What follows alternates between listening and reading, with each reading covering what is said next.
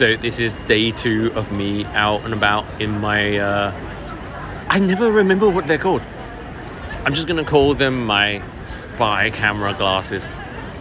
They're Meta Wayfarers.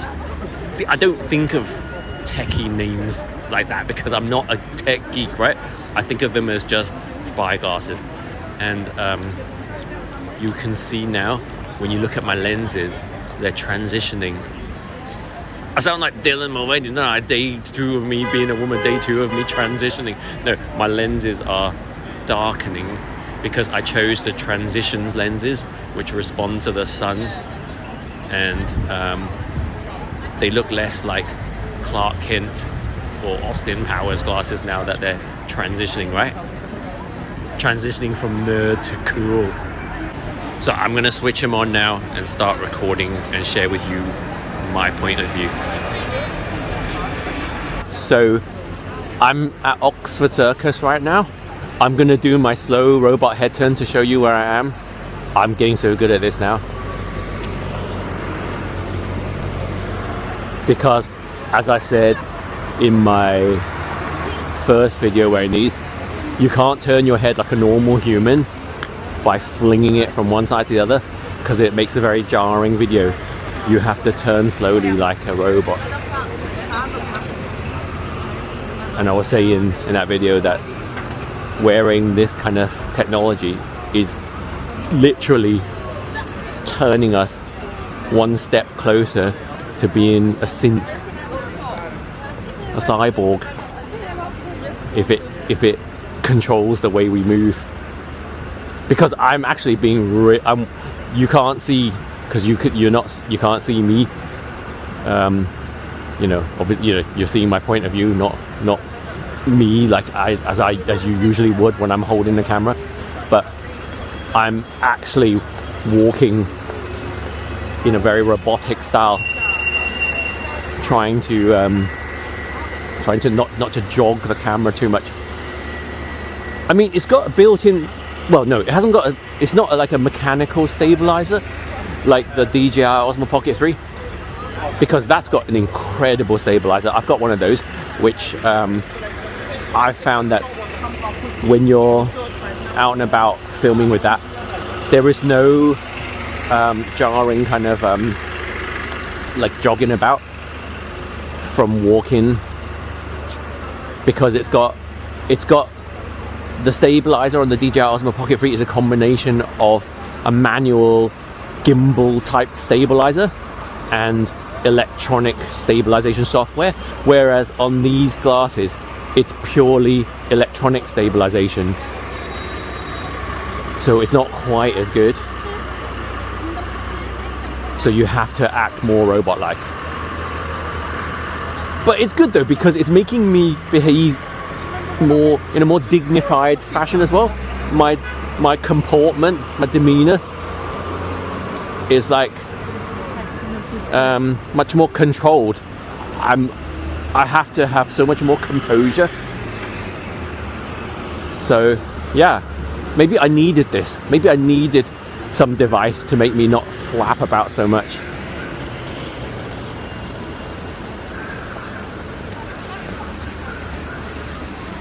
Look at the Christmas lights, aren't they beautiful?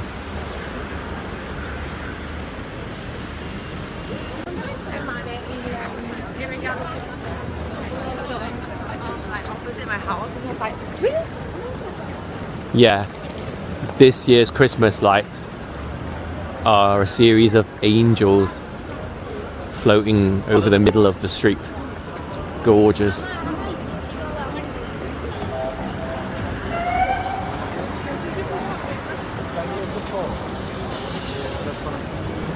And obviously we're seeing them in the late afternoon, but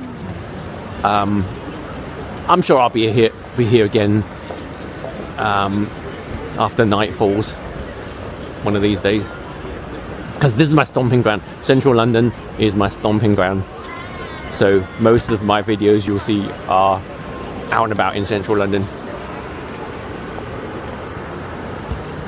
Conduit Street. There's a beautiful kind of, well, No, people who live in other parts of the world will you'll say that's not even a sunset. I was gonna say a beautiful sunset, but it's not, is it? Because we rarely get to see the sunset in London. It's really sad. It's too built up and for most part too flat, unless you're lucky enough to live on a hill. But for most of us, it's too flat and built up for us to be able to see a proper sunset. I miss the Vancouver sunset because back in the 80s and 90s I lived in Vancouver, and the sunset over the West End, over what's it called, that beach,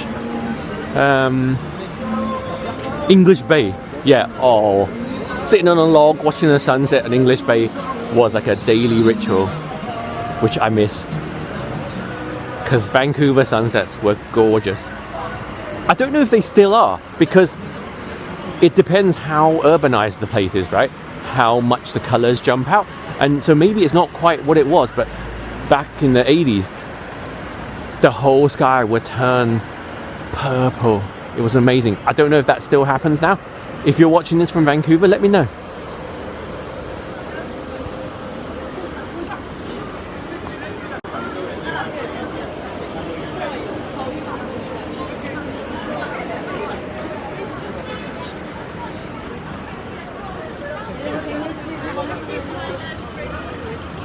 Oh, I just realized I'm holding my head back too high, and I just tilted it down a bit, because this is something that I discovered when I watched back my first video, that it was like I was shooting the sky like this, because I naturally walk with my head held high. I wasn't even aware of that, but I realized when I watched the video back that I'm not capturing straight in front of me like this. Most of the time I'm like this. So I had to lower my head because I walk with my head held too high. That's a reflection of my psyche, isn't it? And I need to bring myself down a few notches. But see, that's the thing about me, right? This is why I'm not susceptible to all this woke victim mentality nonsense, right? Because I hold my head up too high. You know, they try and tell you, because of your race, because of your gender, your sexuality, whatever it is, everybody hates you and you'll never be anything. The whole system is rigged against you. And I'm like, bullshit. All those things have only helped me, if anything, right? Oh, I turned my head too sharply there.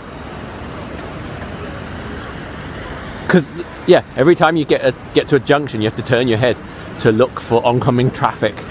And obviously you do it rapidly, right? So I'm gonna have to like turn my head like a robot at every junction, and I know it's gonna look weird to other people, but this is it. I just have to accept that I'm turning into a Borg for the sake of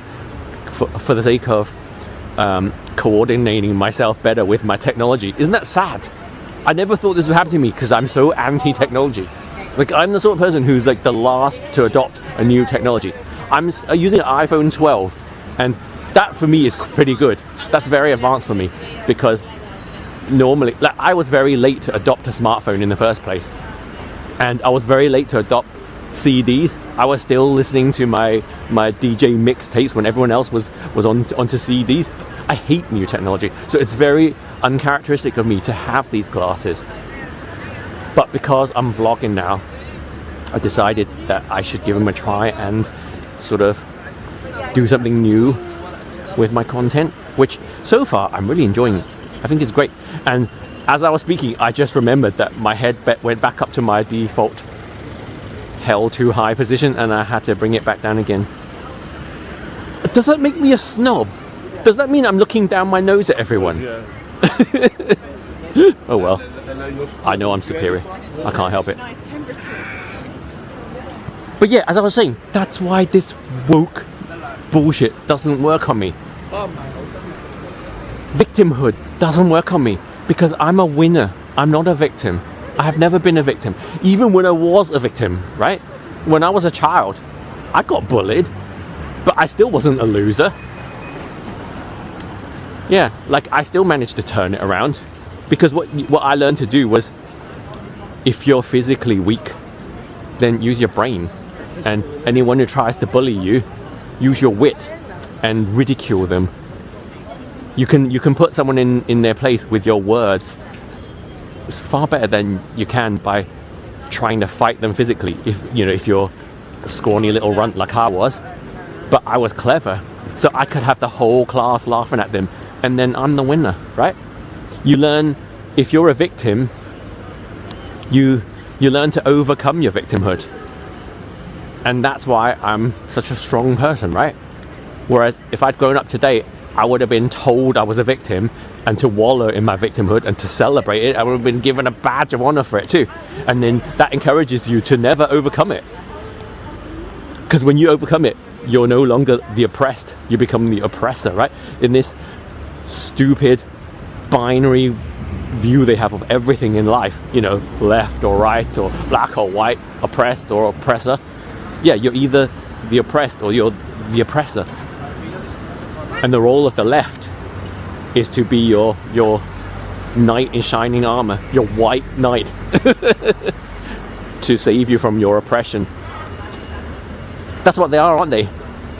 The Dems in America especially, they're white liberal saviors. They're your white knight, and they're the white knight, and you're the colored victim, or the queer victim. Just whatever it is, whatever label they slap on you that indicates what's wrong with you, they're there to save you. Well, I don't need saving, thank you very much. You guys are the ones that need saving.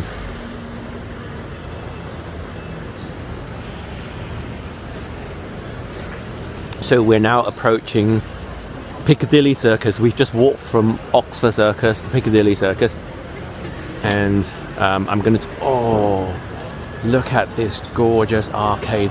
I don't know the name of this one, and look at the tiles.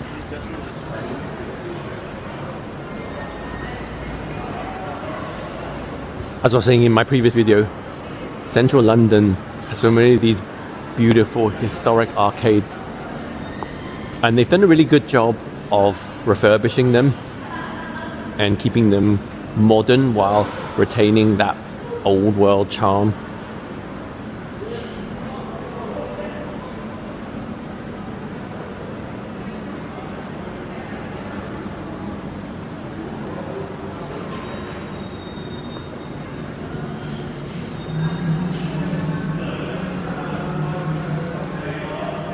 I love London at this time of day. Dusk is beautiful, isn't it? Because I'm not really much of a daytime person. I'm more of a night person. But then I'm not like a night person. Not like, like nightclubbing and all that kind of stuff. I'm not a night owl. Not anymore anyway. I'm too old for that. I'm 53 now, right? My nightlife days are over. But I'm still a nighttime person though. And these big European cities like London, I think, are so much more beautiful at night than they are in the day. And it's not just visually, but the vibe is different at night, because people come out at night to have fun, right? And they're out in the day for the daily grind, the rat race.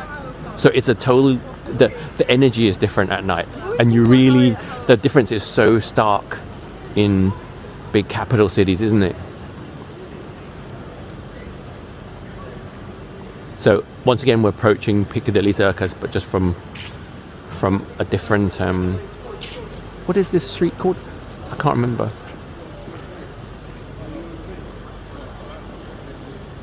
I remember, like, when I first moved back to London from Canada, 99, this was just a back street. It was quite unattractive. Yeah, it was just a back street, but they pedestrianized it, and it's got a really nice vibe. I think they should pedestrianize the whole of central London, really. We're actually behind most European cities in that respect, that we still most of central London is ordinary streets with vehicle traffic, right? Whereas most European cities are pedestrianized. The entire center is pedestrianized. and it just makes them so much more walkable. I'm sorry to all you drivers listening to this. I know it sucks for you.